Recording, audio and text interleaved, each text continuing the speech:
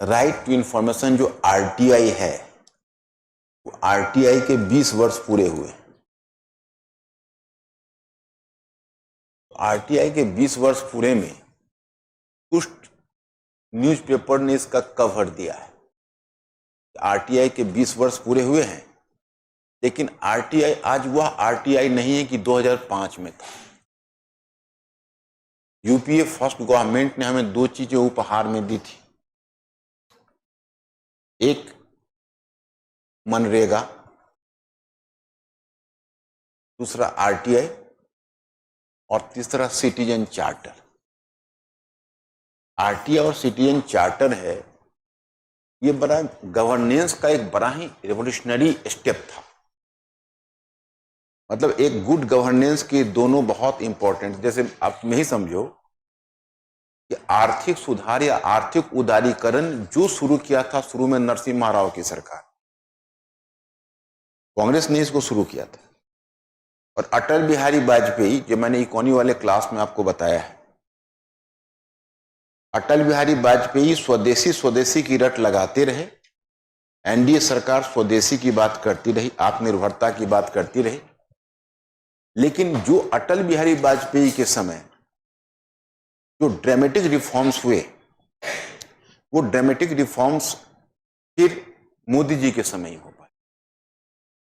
क्योंकि बीच में यूपीए 1 है, उसमें तो कुछ इकोनॉमिक रिफॉर्म्स हुए, यूपीए 2 में तो बिल्कुल कम हुआ। और लेकिन वेलफेयर काम यूपीए 2 ने बहुत ज्यादा किया। अब was it a right step और a wrong step, you people have to decide.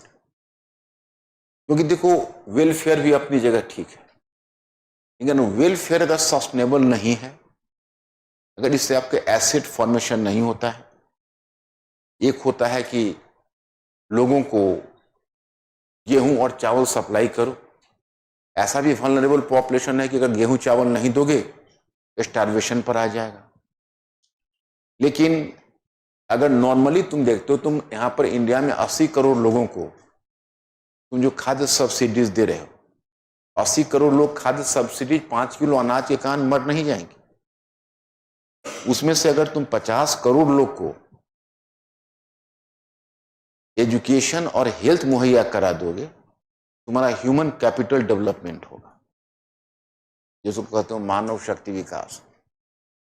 Economy तुम लोग पढ़ ही रहे हो, अंत में जब वेलफेयर इकोनॉमी पर आएंगे यह बात भी चलेगी। और सोशल साइंस है तो रास्ता हमेशा खुला हुआ है, कभी फेवर में लिखना है, कभी अगेंस्ट में लिखना है, और डिपेंड करता है। तो यूपीए 2 का या यूपीए 1 का या यूपीए सरकार का अचीवमेंट यह रहा कि इकोनॉमिक फ्रंट पर तो रिफॉर्म्स में वो फेलियर रहे, लेकिन उन्होंने वेलफेयर काम बहुत किया। जैसे यूनिवर्सल फूड सिक्योरिटी 2013 में लाया, मनरेगा लाया 2005-6 में, आरटीआई लाया, सिटीजन चार्टर लाया। लेकिन आज जो आपका आरटीआई वो डाइल्यूट हो चुका है, और उसमें एक बहुत बड़ा डाइल्यूशन 2023 में हुआ है। इस पर बहुत सारे फ्रीडम लवर चिंता व्यक्त कर रहे हैं। डीपीडीपीए है ना, digital personal data protection act, जिसने आरटीआई का 81J में और भी ज्यादा सुरक्षा दे दी है कि आपकी अधिकांश सूचनाएं आज हो गई पर्सनल डेटा, जिसको ऑफिशियल कारण से आप शेयर नहीं कर सकते। अगर ये मान लीजिए इन्होंने कुछ घपला किया हुआ है, इनके अगेंस्ट में हम आरटीआई में डालते हैं, तो डीपीडीपी आरे आ जाएगा कि इनका पर्सनल डेटा को हम डिस्क्लोज नहीं कर सकते। भाई इन्होंने घपला करके बैठा हुआ है, तुम चिंता मत करना कि भाई मैं कहां गया। या 2019 में ही जिसका डाइल्यूशन पहला हुआ था, जब गवर्नमेंट ने पहली बार कहा जो जितने कमिश्नर्स हैं और सब कमिश्नर्स से उसका अपॉइंटमेंट गवर्नमेंट करेगी। भाई जब गवर्नमेंट अपॉइंटमेंट करने लगी, उसका टेन्योर, उसका वेतन भत्ता भी सरकार निर्धारित करेगी, और उसका टेन्योर को 5 वर्ष से कम करके 3 वर्ष कर दिया। तो पहला डाइल्यूशन तो वही हुआ 2019 में।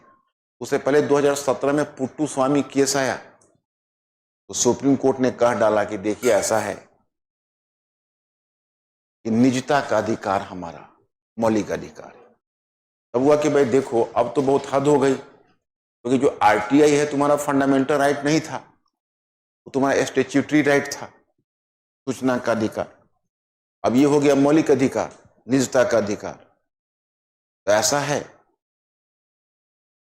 कि अब क्या किया जाए। लेकिन तब है कि फिर आगे अनुच्छेद 21 के तहत सूचना के अधिकार को भी कहीं ना कहीं सिटीजन का एक राइट मान लिया। तो होते होते हो गया कि भाई आप 21 में आप क्या करें, अब सूचना का अधिकार या निजता का अधिकार इसको प्राथमिकता दे। तो case by case court deal करती है कि मतलब प्रोपोर्शनेटली कि कहाँ निजता बचना चाहिए और कहीं सूचना बचना चाहिए। लेकिन ये जो आ गया है 2023 का प्रबंधन, उसमें निश्चय ही निजता अब ज्यादा पावरफुल हो जाएगी और जो सूचना का अधिकार है वो और कमजोर हो जाएगा।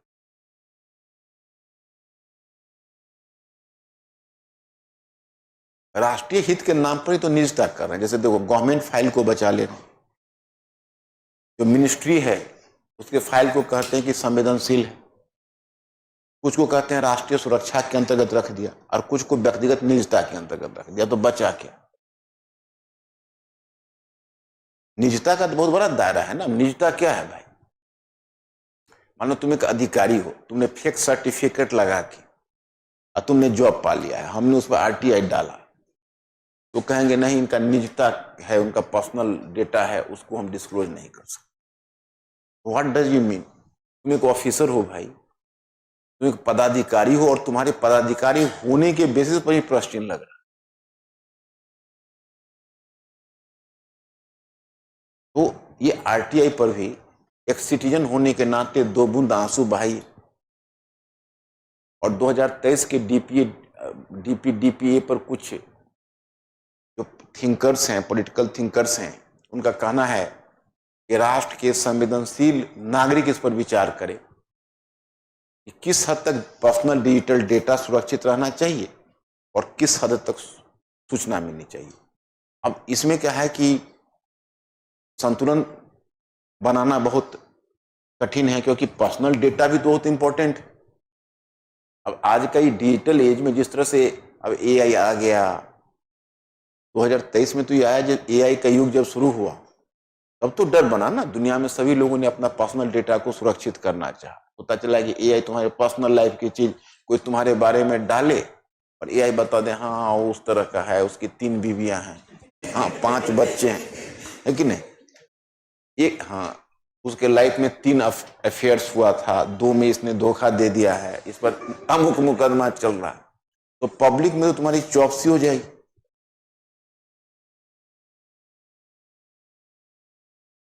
इसलिए पर्सनल डेटा तुमको बहुत सुकून मिला कि कम से कम डीपीए है, इज्जत बची हुई है क्या।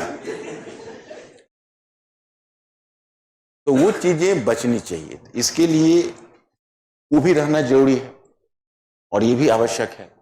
तो बीइंग ए सिटीजन तुमको डिसाइड करना है कि तुम क्या चाहो।